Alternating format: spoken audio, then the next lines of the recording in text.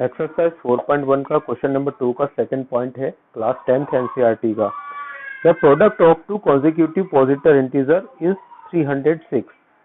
Question कह रहा है कि दो लगातार पॉजिटिव इंटीजर का जो प्रोडक्ट है वो 306 है। We need to find the integer. तो हमें इंटीजर को फाइंड करने की जरूरत है। तो देखें हम इसे किस प्रकार से करेंगे। हमने मान लिया कि लगातार दो पॉजिटिव इंटीजर है, वो x और x प्लस 1 है। x और x प्लस 1 ही हम क्यों मान रहे हैं? क्योंकि जीरो से अगर उधर हम जाते हैं तो सारी वैल्यूज हमें नेगेटिव मिलती है और जीरो के आगे इंटीजर में 1 2 3 से लेकर इनफाइनाइट तक की जो वैल्यू होंगी वो पॉजिटिव इंटीजर होंगी।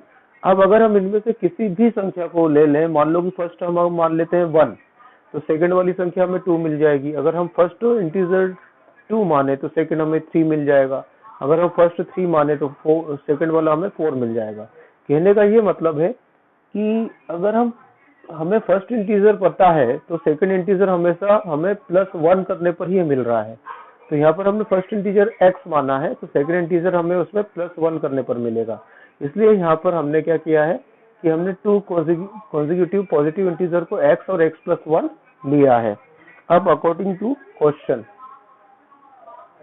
एज पर क्वेश्चन, उसने कहा कि इन दोनों इंटीजर का जो प्रोडक्ट है x और x प्लस 1 का प्रोडक्ट मतलब इनका मल्टीप्लाई वो कितना है? 306 है। बस अब इसे सॉल्व कर लेंगे। x का इस x में इंटू होगा तो x की पावर 2, x का इस 1 में इंटू होगा तो x, और 306 को इधर ले आएंगे हम तो ये माइनस का हो जाएगा। इस तरह से हमें क्वाड्रेटिक इक्वेशन मिल जाएगा। हमें केवल इसे क्वाड्रेटिक इक्वेशन में रिप्रेजेंट करना है जैसा कि हमें इस क्वेश्चन में कहा गया है। तो ये हमारा आंसर बन गया है। अब इसका हम थर्ड पॉइंट सॉल्व करेंगे, पॉइंट नंबर थर्ड। तो जान लेते हैं कि थर्ड पॉइंट क्या कह रहा है हमको। ठीक है, तो थर्ड पॉइंट हम इसका देख लेते हैं।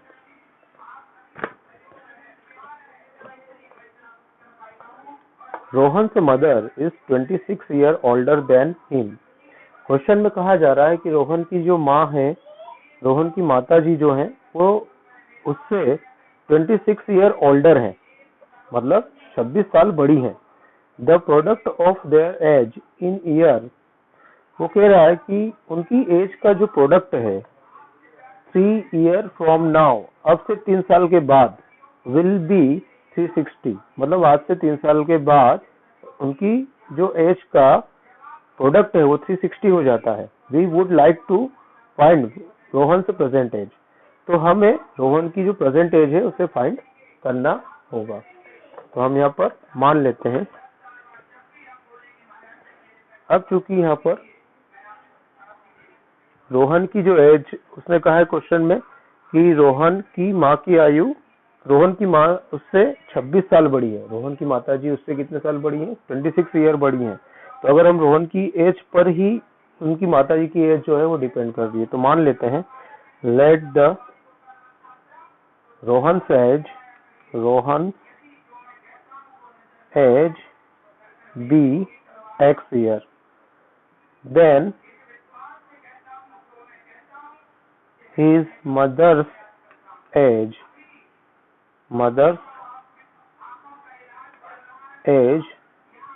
b is equal to x plus 26 year,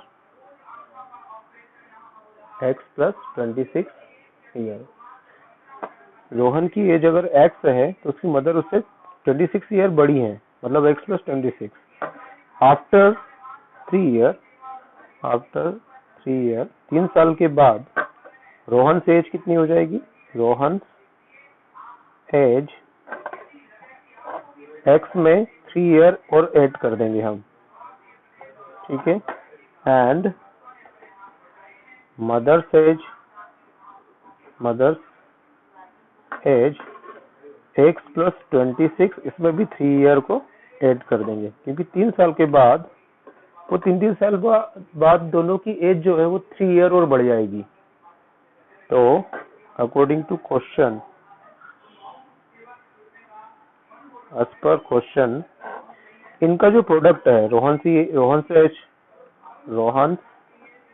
as, Rohan की एज का, और मदर्स एज का जो प्रोडक्ट है वो 360 है, 360 है, ऐसा क्वेश्चन में कहा गया। तो रोहन से एज कितनी है, x plus 3 into mother's age x plus 26 plus 3 equal to 360। अब यहाँ पर हम इसे सॉल्व कर लेंगे, x प्लस 3, ये x 26 और 3 कितना हो जाएगा, 29 इक्वल टू 360।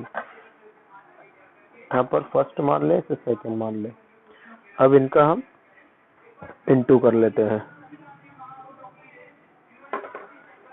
तो कितना हो जाएगा, x का x में इंटू किया तो x की पावर 2, इस x का इस 29 में इंटू किया तो 29x, 3 का x में किया तो 3x, इसका 3 का 29 में इंटू कर लेते हैं 37, यहाँ हो जाएगा 360। इनको ऐड कर लेते हैं, 32x प्लस 87, ये 360 को इधर ले आओ तो कैसे हो जाएगा, माइनस का, उधर क्या बचेगा, 0, तो x स्क्वायर प्लस 32x, 360 में से 87 को माइनस करेंगे 273 इक्वल टू 0। इस तरह से हमारा ये क्वेश्चन, इसका थर्ड पॉइंट भी कंप्लीट होता है। हमें इसे केवल क्वाड्रेटिक इक्वेशन में रिप्रेजेंट करना है, सॉल्यूशन नहीं करना है पूरा। जैसा कि हमें क्वेश्चन नंबर 2 में कहा है कि हमें इसे क्वाड्रेटिक इक्वेशन में रिप्रेजेंट करना है, जो भी हमें भाषा में क्वेश्चन दिया गया है। तो इस तरह से ये थर्ड पॉइंट भी कंप्लीट होता है। अब इसका हम फोर्थ पॉइंट देखेंगे।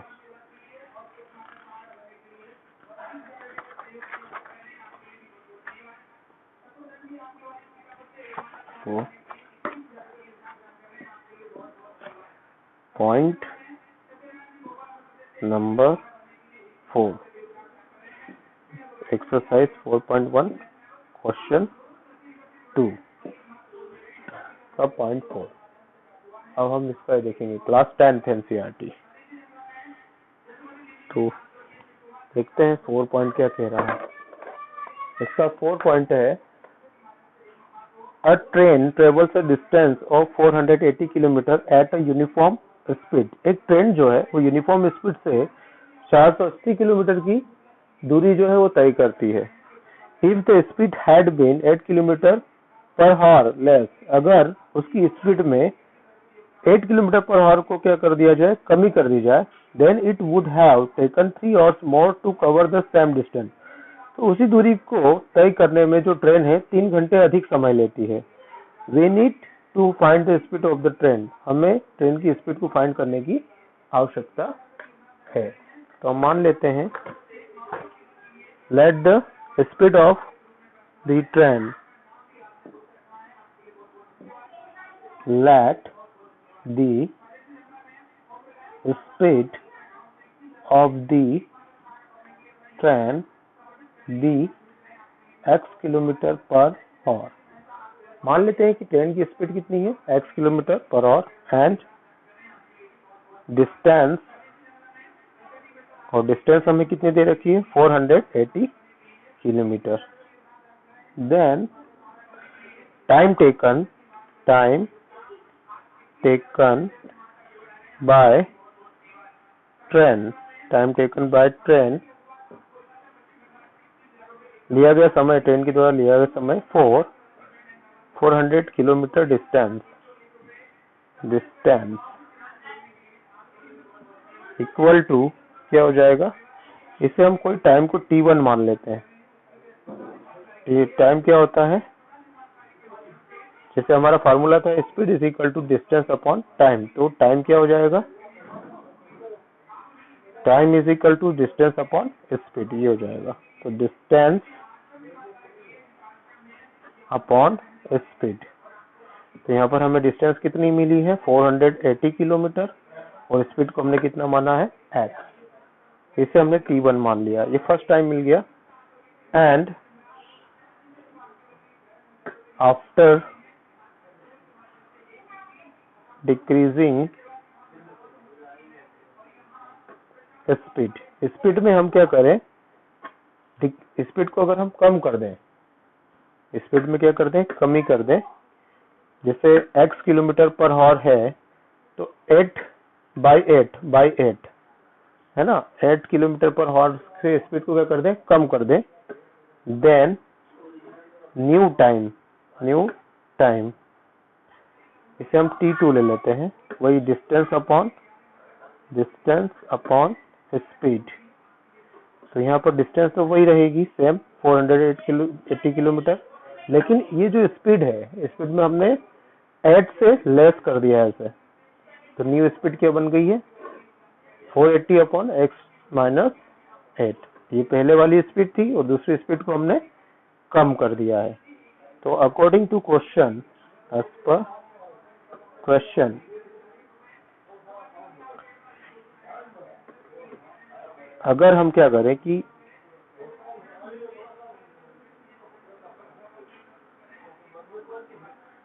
पहले वाली स्पीड से t1 is equal to t2 is equal to t1 plus 3, t2 is equal to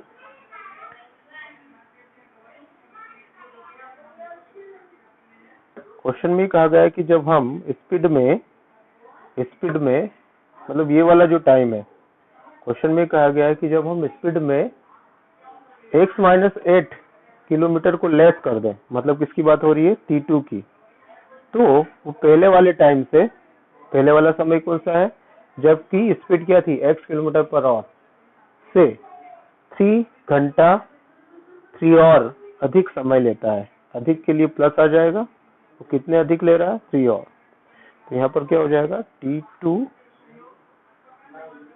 minus t1 equal to 3। ये t1 को उधर ले जाएंगे, t2 हमारे पास कितना है 480/x-8 और t1 कितना है 480/x इक्वल टू 3। अब इसे हम सोल्व कर लेते हैं। इसका इधर इंटू किया 480x माइनस इसका इधर हो जाएगा इंटू 480, क्रॉस मल्टीप्लाई कर देंगे, x-8 divided by x-8 into x is equal to 3। इसका इधर क्रॉस मल्टीप्लाई कर देंगे हम। सबसे पहले ऊपर वाले को, न्यूमरेटर को सोल्व कर लेते हैं। 480x माइनस इसका इसमें इंटू किया तो 480x, फिर ये माइनस माइनस प्लस हो जाएगा, इंटू कर दो, 8 का 0 में इंटू किया तो 0, 8 8 जा 64 का 4 कैरी 6, 8 4 जा 32, 32 और 6 38 हो जाएगा, ठीक है। और इसका इधर इंटू कर देंगे, x-8 इंटू x, ये तो हो गया आपका कैंसिल, यहाँ हो जाएगा 3840। यहाँ पर पहले ब्रैकेट को सोल्व कर लो, x का x में इंटू किया तो x की पावर 2, x का 8 में किया माइनस का 8x, अब 3 का इंटू कर दो, 3840 इक्वल टू 3 का x स्क्वायर में किया तो 3x स्क्वायर, फिर इसमें 8 3 24x, x, तो यहाँ पर जो क्वाड्रेटिक इक्वेशन बनेगी हमारी, क्या बनेगी वो 3x स्क्वायर माइनस का 24x, इसे इक्वल के दूसरी तरफ ले जाएंगे तो माइनस का 3840 और यहाँ हो जाएगा 0। ये 3 से डिवाइड हो रहा है तो इसे और डिवाइड कर लेंगे हम, तो ऑन डिवाइडिंग, तो एक बार हम फिर से इस इक्वेशन को दोबारा से लिख लेते हैं, PTO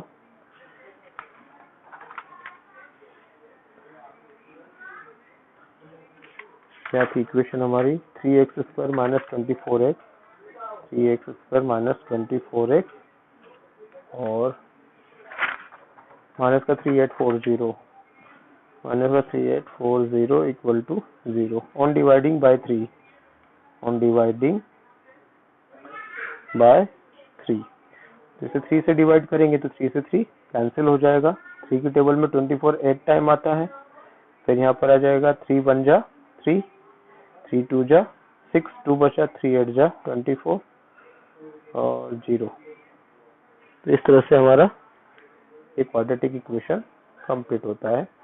और 4.1 एक्सरसाइज का क्वेश्चन नंबर 2 आपका कंप्लीट हो जाता है। इसे में हमें क्वाड्रेटिक इक्वेशन के रूप में रिप्रेजेंट करना था। धन्यवाद।